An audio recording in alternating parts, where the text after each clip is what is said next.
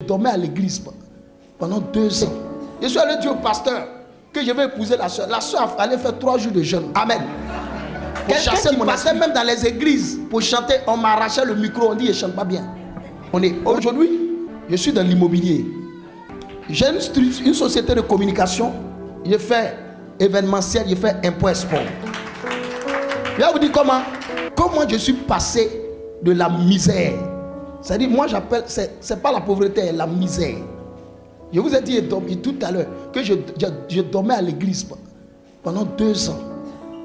Et il y a un homme de Dieu qui est venu chez nous à l'église. Moi j'étais à l'église Pentecôte. Il est venu chez nous à l'église pour faire un programme d'une semaine. Il a commencé un lundi et le vendredi c'était une veillée. Et le vendredi, il a dit qu'il y a des gens ici qui sont dans des liens de parenté. Il y a un lien de pauvreté dans leur famille qui fait que vous ne pouvez pas atteindre un certain niveau de bénédiction, d'élévation. Il a lancé l'appel. Je me suis senti interpellé. Il a commencé des offrandes. Il dit que pour briser cette malédiction, ce n'est pas une question de prière et jeûne. Non. Parce que c'est la loi. La loi. Il faut poser un acte. Il faut bâtir un hôtel pour briser l'hôtel qui a été bâti. Donc, il a commencé par 1 million. 1 million, c'est 1500 €. Et il est descendu jusqu'à, il dit, dernier c'est 100 000. Il faut faire un sacrifice. J'étais assis là, je vous assure, même pour voir 1000 francs CFA, c'est-à-dire moins de 2 €. Je peux passer une semaine sans voir 2 €.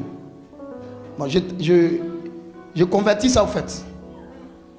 Et puis lui, il parle de 100 000, ça fait 150 €. Donc, j'étais assis là. En ce moment, je chantais dans le groupe musical. Le Saint-Esprit me dit, lève-toi, va prendre l'enveloppe. Je me lève, je vais partir. Il y a mes collègues du groupe musical qui me demandent, tu vas où? Je dis non, je m'avais pissé. Je suis sorti. Je suis revenu me rasseoir. Je m'assois. La voix me dit encore, lève-toi, va prendre l'enveloppe. Je dis, mais comment je vais avoir 100 000 francs? C'est ça. J'ai entendu parler de ça, mais je n'ai jamais vu ça. La voix me répète encore, lève-toi, va briser la malédiction. Je me lève. Il y a une qui me demande, tu vas où? Je dis, je m'en vais prendre l'enveloppe. Elle dit, toi tu es déjà maudit. Et tu t'en vas prendre encore malédiction pour mettre sur ta tête. Ça dit, tout le monde m'avait déjà fiché. Tout le monde. Ça dit, on me voyait comme quelqu'un qui allait rester comme ça. Quelqu'un dont les gens ont pitié. On lance des pièces sur moi. Donc tout le monde m'a déjà classé dans cette catégorie-là. Personne ne pouvait penser que je pouvais même sortir même de là. Je suis allé prendre l'enveloppe, je suis venu m'asseoir. Ils ont commencé à rire. Il dit, voici quelqu'un qui est déjà maudit, qui vient prendre encore malédiction. Et le pasteur en question s'appelle Eli Pavlovski. C'est un blanc.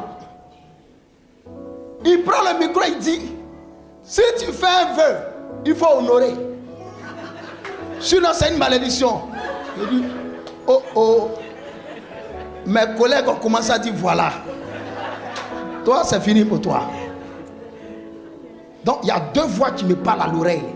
Il y a une voix qui me dit, tu as bien fait. La voix que j'entends me dit, c'est fini pour toi. Je suis parti à la maison. Je me suis mis en genoux, j'ai prié.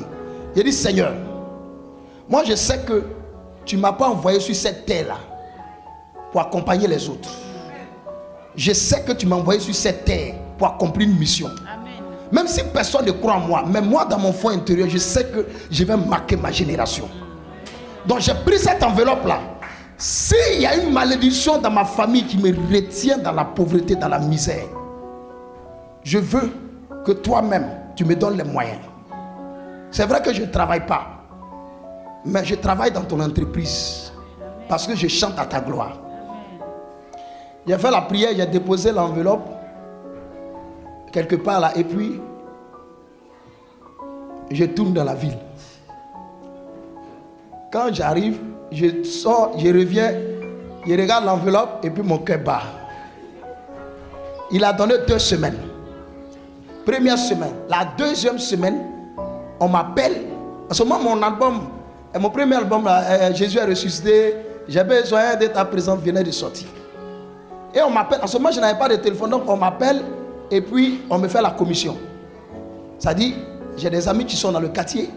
Donc quand quelqu'un veut me parler, on les appelle. Et puis on leur dit, bon, attendez, rappelez dans 5 minutes. Donc moi je viens m'asseoir là pour attendre qu'on rappelle dans 5 minutes. Vous voyez? Donc ils sont allés me faire la commission, dire à quelqu'un qui veut te parler. Donc je suis venu m'asseoir là. La personne a attendu pendant 30 minutes. Donc il rappelle, il dit, bon, on a une veillée le 31 décembre. Donc on veut que tu viennes à notre veillée chanter. Donc il dit qu'ils vont venir me chercher. Et ils pensaient que j'habitais dans... En ce moment, j'avais quitté l'église, je dormais dans un quartier, vraiment. La maison coûtait 2500 francs, fait 5 €. C'est une maison ordinaire. Ce n'est pas vos maisons de France là. Je dormais à même le sol. Et ils sont venus me chercher là. Je suis parti à cette veillée avec mon pianiste. Quand je suis arrivé, mon accoutrement, parce qu'en fait, je m'habillais avec des tenues de mon oncle. Je n'avais pas, donc c'est mon oncle qui me donnait ses habits, qu'il est fatigué de porter, et puis bon, je porte. Donc, vous voyez, mon oncle était grand détail. Il chausse 43, moi je fais du 39. Donc, je porte les chaussures de mon oncle, je mets des... Vous voyez, vous n'avez pas vécu ça, vous. Je mets des trucs dedans pour permettre à mon pied de tenir. Donc quand je suis rentré dans l'église, les gens ont su que c'est un homme extraordinaire qui venait d'entrer. Donc, ils m'ont fait asseoir quelque part derrière. Et ils ont commencé la veillée. À un moment donné, ils ont commencé à faire passer les chants. Vers 4 h du matin. Et le bishop, il prend le micro, il dit, j'ai mon invité spécial qui est là. Enfin, lui, quand je suis rentré dans la salle, il m'a reconnu. Mais personne n'a fait attention à moi. Donc j'étais assis là au fond de la salle. Vous savez, un homme de Dieu voit spirituellement. Amen. Et un homme ordinaire voit physiquement. Donc lui, il m'a vu spirituellement, mais tous les autres me voyaient physiquement. Lui, pourtant, il me voyait spirituellement. Donc il m'annonce, j'arrive, je prends le micro, il dit, regardez cet homme. Je vous donne quelques années. Il va marquer cette nation. Il va marquer le monde entier. Et je regarde quand il dit, mais il parle de quoi? Lui là,